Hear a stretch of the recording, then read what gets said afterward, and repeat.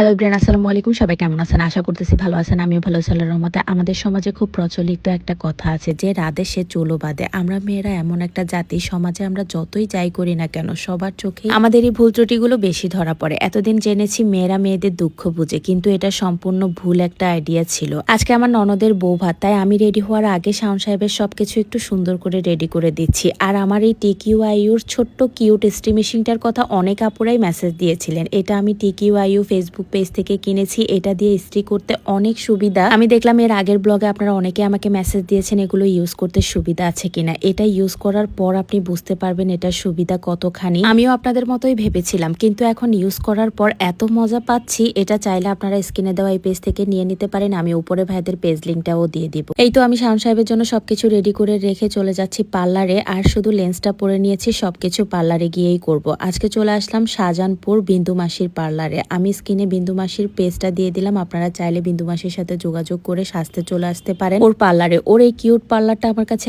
এত ভালো লাগে। এখানে আসলে মনে হয় আমি স্বাধীন মতোই চলতে পারি, মানে নিজের মন মতো সাজতে পারি। যেভাবে খুশি ওভাবে ওকে বলতে পারি এটা সমস্যা হয়েছে, ওটা সমস্যা হয়েছে, এটা ঠিক করে দাও, ওটা ঠিক করে দাও। ও অনেক বেশি ফ্রেন্ডলি। তো এই তো আমার কিন্তু অলরেডি মুখটা সাজানো শেষ। এখন হচ্ছে চুলটা সেট করার পালা। আমরা দুজন কনফিউশনে পড়ে গিয়েছিলাম চুলটা কিভাবে সেট করলে ভালো হবে। এইদিকে আমি অনেক তাড়াহুড়ো করতেছিলাম। ওকে বললাম তুই তাড়াহুড়ো করে আমাকে যতটুকু পারিস রেডি করে দে। ওইদিকে শাওন সাহেব ফোন দিয়ে চিল্লাচিল্লি করতেছে, মানে বাচ্চা কাচ্চার মা হলে যা হয় আর কি। অন্যদিকে আজকে 2 দিনের ভিডিও দেখে আপনারা সবাই আমাকে মেসেজ দিয়ে কমেন্ট করে পাগল করে ফেলতেছেন, আপু বিয়েতে সবাই পার্লার থেকে সাজতেছে, আপনি কেন সাজতেছেন না। অন্যদিকে আবার আপনারাই আজকে কমেন্ট করবেন, আপু আপনাকে একটুও ভালো লাগতেছে না, বাসায় সাজলেই ভালো লাগবে। কি করব আমি বুঝতেছি না আপনাদের কমেন্টের জ্বালায়। ওই যে বলেছি একটা মেয়ে মানুষই মেয়ে মানুষের শত্রু হয়। এটা করলেও সমস্যা, ওটা করলেও সমস্যা। কিন্তু আমার বিন্দুর উপর অনেক বেশি ট্রাস্ট, কারণ ও আমাকে অনেক সুন্দর করে সাজিয়ে দেয়। ওর সাজ সবসময়ের মতো আমার ভালো লাগে। আমার হেয়ার স্টাইলটাও আমার অনেক পছন্দ হয়েছে।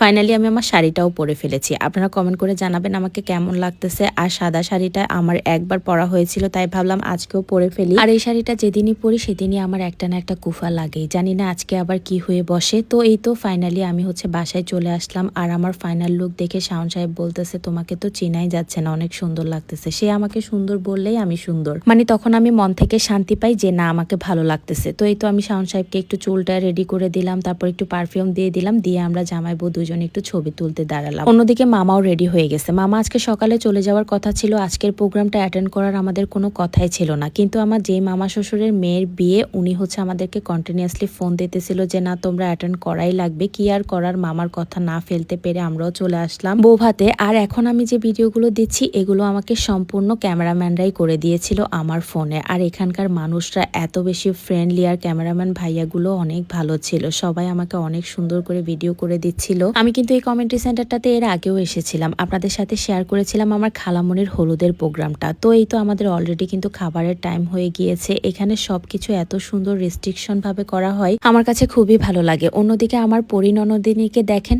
একটা ছোটখাটো পরীর মতো লাগতেছে না? এত সুন্দর লাগতেছিল। আমি তো যেদিকেই যাচ্ছিলাম ওর দিকেই তাকিয়ে আছি। যাই হোক, পরে ভাবলাম ওরা একটু ফটোশুট করুক, আমরা খাওয়া দাওয়াটা শেষ করে নিই। আর এই হলো আমার খাবার। এই 3 দিন বিয়েতে এত খাওয়া দাওয়া করা হচ্ছে, আমার তো ডায়েটের কোনো ডও নাই আমার শরীরের মধ্যে। এত ওজন বেড়েছি, দেশে থেকে আসার পর 5 কেজি ওজন অলরেডি বাড়িয়ে নিয়ে এসেছি। তার উপর এই বিয়ে শাদী খেয়ে যে আমার অবস্থা কি হয় আমি জানি না। তো এই তো অলরেডি বিয়ের প্রোগ্রামের সব মানুষরা আসা শুরু করে দিয়েছে, আর আমরা একটু এই ফাঁকে ছবি তুলে নিলাম। যেহেতু স্টেজ খালি আছে তাই ভাবলাম সুযোগটা হাতছাড়া করা যাবে না। অন্যদিকে এক একজন এক একবারে এসে হচ্ছে ছবির মাঝখানে ডিস্টার্ব করতেছিল। তারপরে হচ্ছে অনেকক্ষণ ওদের সাথে সময় কাটিয়ে আমরা বাসার উদ্দেশ্যে রওনা দিয়ে দিলাম। আজকের মতো বিদায় নিচ্ছি, আল্লাহ হাফেজ।